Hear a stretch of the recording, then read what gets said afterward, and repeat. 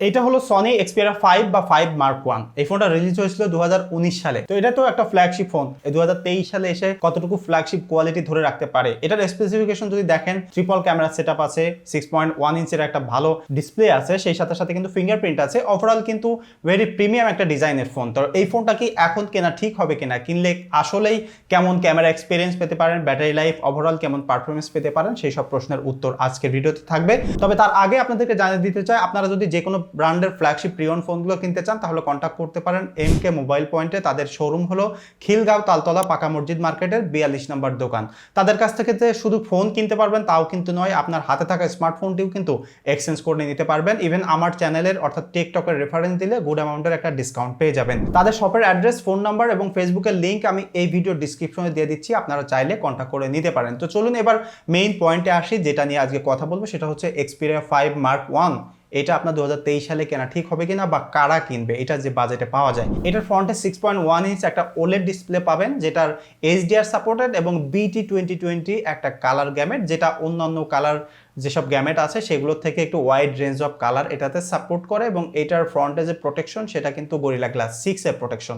So খুবই ভালো একটা প্রোটেকশন। বাট এই ফোনটার যদি আপনি ফ্রন্টে দেখেন তাহলে দেখবেন যে নিচে একটু স্লাইটলি বিগার চিন এবং উপরে খানিকটা বড় একটা বেজেল। তো এখন আসলে 2023 সালে এরকম বেজেলের ফোনগুলো দেখা যায় না, বাট এই ফোনটা 2019 সালে যখন রিলিজ হয়েছিল তখন এইভাবেই ছিল। তো 2023 সালের হিসাব করে চিন্তা করলে এটা খুবই বাজে একটা ডিজাইন। এখন কিন্তু এরকম ডিজাইন চলে না। বাট এটার উপরে আপনি একটা সেলফি ক্যামেরা পাবেন, যেটা 8 মেগাপিক্সেলের সেলফি ক্যামেরা, এবং নিচে অর্থাৎ ফোনটার বটমে আপনি পাবেন একটা টাইপ সির চার্জিং পোর্ট, যেটা 18 ওয়াট পর্যন্ত ফাস্ট চার্জ করতে পারে। এবং তার পাশে কিন্তু স্পিকার আছে, এবং এটাতে কিন্তু খুব ভালো একটা স্টিরিও স্পিকার আছে, এবং সেই সাথে সাথে একটা সনির টেকনোলজি যেটা হচ্ছে ডাইনামিক ভাইব্রেশন মোটর আছে, সেটা দিয়ে যখন আপনি মিউজিক শুনতে যাবেন বা ইউটিউবে ভিডিও দেখবেন, খুবই সুন্দর একটা ভাইব্রেশন এবং ইমার্সিভ একটা ফিল পাওয়া যায়।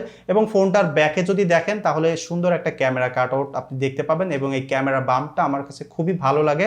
মেইনলি সনির যে ডিজাইন ল্যাঙ্গুয়েজ সেটা আমার কাছে খুবই ভালো লাগে। এবং এখানে কিন্তু আপনি 12 মেগাপিক্সেলের একটা মেইন সেন্সর পাবেন, একটা টেলিফটো লেন্স পাবেন এবং একটা আলট্রা ওয়াইড লেন্স পাবেন, অর্থাৎ 3টা ক্যামেরা সেটআপ এখানে আছে। এবং ব্যাকে কিন্তু তাছাড়া একটা গ্লাস ব্যাক, খুবই ক্লিন লুক, এবং এই ব্যাকের যে গ্লাস আছে সেটাও কিন্তু গরিলা গ্লাস 6 এর প্রোটেকশন। সো ওভারঅল এই ফোনটার যে প্রোটেকশন ফ্রন্টে এবং ব্যাকে সেটা কিন্তু খুবই ভালো একটা প্রোটেকশন। এবং এটার যে ফ্রেমটা আছে সেটা কিন্তু অ্যালুমিনিয়ামের ফ্রেম। এবং এই ফোনটা যদি আপনি ডান সাইডে লক্ষ্য করেন, এখানে কিন্তু বেশ কয়েকটা বাটন দেখতে পাচ্ছেন। একদম নিচে যেটা সেটা হচ্ছে ডেডিকেটেড ক্যামেরা বাটন, তার উপরে একটা পাওয়ার বাটন, এবং মাঝখানে আপনি এখানে ফিঙ্গারপ্রিন্টটা দেখতে পাচ্ছেন। এবং এই ফিঙ্গারপ্রিন্টটা ভেরি ফাস্ট একটা ফিঙ্গারপ্রিন্ট। আমার কাছে মনে হয় এখনো পর্যন্ত যতগুলো আমি ফোন ইউজ করেছি, স্মার্টফোন ইউজ করেছি, সব থেকে ফাস্ট এবং খুব অ্যাকুরেট স্মার্টফোনের যে ফিঙ্গারপ্রিন্ট কাজ করে এই ফোনটার। এবং ফিঙ্গারপ্রিন্ট নিয়ে ভেরি মাচ স্যাটিসফাইড। এটা খুবই ফাস্ট একটা ফিঙ্গারপ্রিন্ট, এবং তার উপরে আপনি ভলিউম বাটন পাবেন, এবং এই বাটনগুলো কিন্তু যথেষ্ট প্রিমিয়াম বাটন। এবং তাছাড়া এই ফোনটার আপনি টপে বা হচ্ছে বাম সাইডে তেমন দেখতে খুবই মানে ক্লিন লাগে। এবং এটার বাম সাইডে একটা আপনি সিম স্লট পাবেন, যেখানে আপনি মাইক্রো এসডি কার্ড এবং সিম লাগিয়ে ফেলতে পারবেন। ওভারঅল এই হচ্ছে ফোনটার ওভারভিউ। এবং এই যে ওভারভিউটা দেখলেন, এবং স্লাইডলি অন্যান্য ফোনের থেকে এটা একটু লম্বা লাগে। সো এই ডিজাইনটা আমার কাছে খুবই ভালো লাগে। আমি সনি এক্সপেরিয়া বা এর আগে এলজি ভেলভেট দেখেছি, এই ফোনগুলো যে অ্যাসপেক্ট রেশিওর কারণে যারা নতুন তাদের কাছে দেখলে বা হঠাৎ করে ধরলে ফোনটা হয়তো বেশি লম্বা মনে হতে পারে অন্যান্য ফোনের থেকে, বাট ইউজ করতে থাকলে এই ফোনটা খুবই ভালো লাগে। বিশেষ করে হাতে ধরতে তো মারাত্মক মানে প্রিমিয়াম লাগে, খুবই সুপার কমফোর্ট লাগে। এবং যদি মিডিয়া কনজাম্পশন করতে হয় এই অ্যাসপেক্ট রেশিওর ফোন দিয়ে, খুবই সুন্দর একটা ইমার্সিভ ফিল পাওয়া যায়। সো ডিজাইন ওয়াইজ যদি বলেন তাহলে এটার চিন আর বেজেল বাদে ওভারঅল খুবই প্রিমিয়াম এবং একটা ফ্ল্যাগশিপ ফিল এই ফোনটার মাধ্যমে পাওয়া সম্ভব। তো এবার আসি যে এটার পারফরমেন্স কেমন। এটার পারফরমেন্সের জন্য কিন্তু 855 এর একটা প্রসেসর ব্যবহার করা হয়েছে স্ন্যাপড্রাগনের, যেটা 5G না।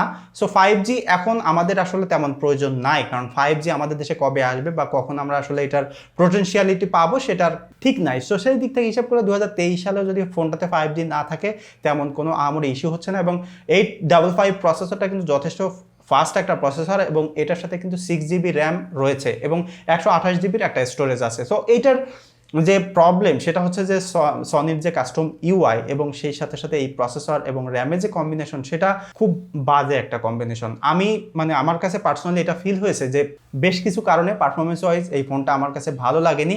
তার প্রধান যেটা কারণ সেটা হচ্ছে যে ওভারঅল খুব স্মুথ এক্সপিরিয়েন্স এটার মাধ্যমে পাওয়া যায় না। আপনি যদি কোনো সময় কোনো অ্যাপস ইউজ করতেছেন, সেই অ্যাপসে যদি আপনি একবার ঢুকে যান, খুবই স্মুথলি আপনি রান করতে পারবেন। যেমন যদি আপনি গেমস খেলতে চান, আমি এটা দিয়ে বেশ পাওয়ারফুল গেম খেলে দেখেছি। সো গেম যখন আপনি খেলতেছেন সেই মুহূর্তে কোনো প্রকার প্রবলেম হচ্ছে না, বাট যখন আপনি গেমকে হচ্ছে ক্লোজ করতে যাচ্ছেন বা ওপেন করতে যাচ্ছেন বা অন্য অ্যাপস ওপেন করতে যাচ্ছেন, সো এই যে মানে হচ্ছে ফ্লুয়েডলি বা সিমলেসলি রান করার যে একটা অপটিমাইজেশন, একটা অপারেটিং সিস্টেমের দরকার, সেই জিনিসটা এখানে ল্যাগ আছে। আমার কাছে মনে হয় যে এই ফোনটার মানে যে স্পেসিফিকেশন আছে সেটা খুবই ভালো একটা স্পেসিফিকেশন, এবং এরকম স্পেসিফিকেশন দিয়ে একটা ফোনকে যথেষ্ট অপটিমাইজ, যথেষ্ট মানে কি বলবো যে একদম সিমলেস এবং খুব ফ্লুয়েড একটা এক্সপিরিয়েন্স দেওয়া সম্ভব। বাট এই ফোনটাতে সেরকম এক্সপিরিয়েন্স আমি পাইনি। বাট প্রসেসরটা যে খারাপ বা কোনো অ্যাপস রান করতে যে ল্যাগ করে, হ্যাং করে, সেরকম নয়। বাট ওভারঅল এটার দিয়ে স্মুথনেস সেটা কম পাওয়া যায়। তার কারণ হচ্ছে যে এটার যে অপারেটিং সিস্টেম আছে সেটা অত ভালো অপটিমাইজ আমার কাছে মনে হয়নি, এবং এটা অ্যান্ড্রয়েড 9 রান করতেছে। এটা চাইলে আরও আপগ্রেড করা পসিবল, বাট এটাতে আমি দেখেছি যে আমি যে ইউনিটটা ইউজ করছি এটাতে আপডেট এখনও আসেনি। তো অন্যান্য ডিভাইসগুলো আপডেট এসেছে কিনা যারা ইউজ করতেছেন তারা একটু কাইন্ডলি জানাবেন। সো এই সেকশনে আমি মিডিয়া কনজাম্পশনের ব্যাপারটা আলাদাভাবে বলতে চাই, এটা ডিসপ্লেটাকে নিয়ে। কারণ হচ্ছে এটা যে অ্যাসপেক্ট রেশিও বা এই ফোনটা যারা কিনবেন তাদের মেজর একটা কারণ হবে যে এটার মিডিয়া কনজাম্পশনের জন্য।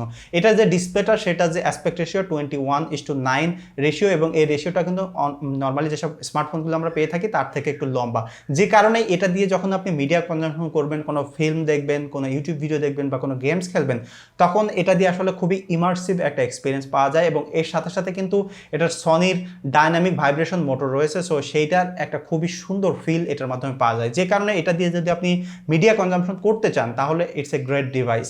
মানে এইটার সাথে অন্যান্য ডিভাইসের সাথে আপনি মিডিয়া কনজাম্পশনের এক্সপিরিয়েন্স মিলাতে পারবেন না।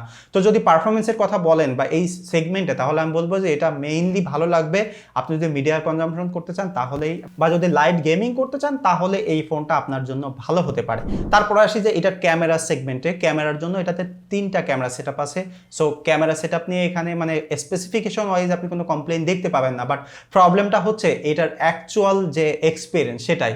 ক্যামেরার জন্য তো আমরা জানি যে সনি সবসময় আসলে ক্যামেরা সেগমেন্টে মার্কেট ডমিনেট করতেছে, বাট ওদের মানে ফোনের ক্যামেরা এসে তারা আসলে মানে খুব বাজে একটা এক্সপিরিয়েন্স দেয়।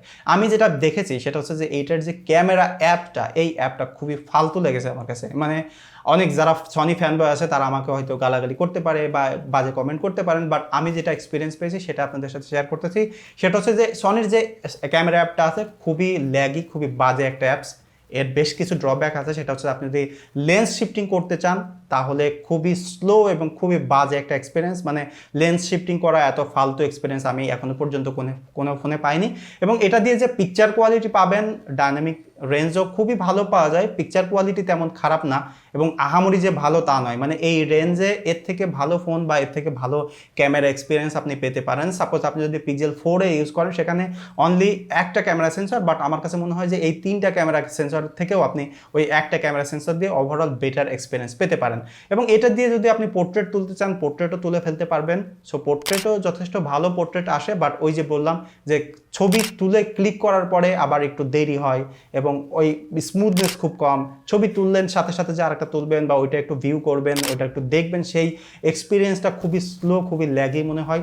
তো ক্যামেরা অ্যাপটা আমার কাছে গার্বেজ মনে হয়েছে, বাট ক্যামেরা কোয়ালিটি এমন আহামরি খারাপ নয়, যথেষ্ট ভালোই আছে, কাজ চালিয়ে নিতে পারবেন, যে কোনো কন্ডিশনেই ভালো ছবি ওঠে। বাট ক্যামেরার অ্যাপসটার এক্সপিরিয়েন্সটা খুবই বাজে, এবং এটা যদি ভিডিও কোয়ালিটিতে আসে সেটা আরও বিরক্তিকর। যেমন এটা দিয়ে আপনি যে রেয়ার ক্যামেরা আছে সেটা দিয়ে কিন্তু 4K ভিডিও করে ফেলতে পারবেন, বাট তো এখানে যে 3টা ক্যামেরা সেটআপ আছে সেই 3টা ক্যামেরা সেটআপ দিয়ে আপনি কিন্তু সিমলেসলি ভিডিও করতে পারবেন না। অর্থাৎ যদি আপনি মেইন সেন্সর দিয়ে শ্যুট করেন, ক্যামেরার লেন্স শিফট করতে পারবেন না। আবার এটা যদি সেলফি ক্যামেরার কথা বলি, সেলফি ক্যামেরা দিয়ে ওভারঅল পোর্ট্রেটও ভালো তোলা যায়, আর পিকচার কোয়ালিটি ভালো আসে, বাট বেটার লাইট কন্ডিশনে, লো লাইটে খুব বাজে একটা অবস্থা, এবং ওভারঅল সেলফির এক্সপিরিয়েন্সও এটা দিয়ে খুব ভালো আসে না।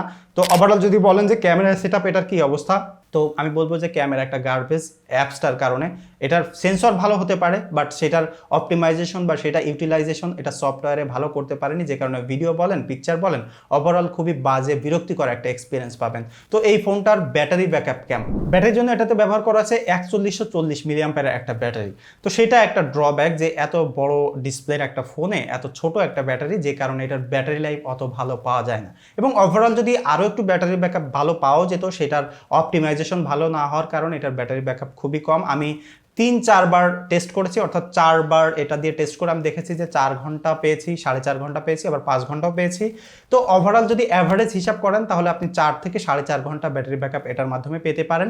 এবং ওভারঅল এটা ইউজ করতে যে ক্যামেরা ইউজ করতে যে আমি দেখেছি অনেকে, আমি এর আগে বিভিন্ন পোর্টালে দেখলাম যে তারা বলে এটা ক্যামেরা গরম হয়ে ক্যামেরা থেকে বের করে দেয়, লং টাইম ভিডিও করা যায় না, বাট এরকম কোনো ইস্যু আমি পাইনি। আমি এটা দিয়ে লং টাইম একটানা 15 মিনিট পর্যন্ত 4K ভিডিও করেছি, কোনো প্রকার প্রবলেম পাইনি।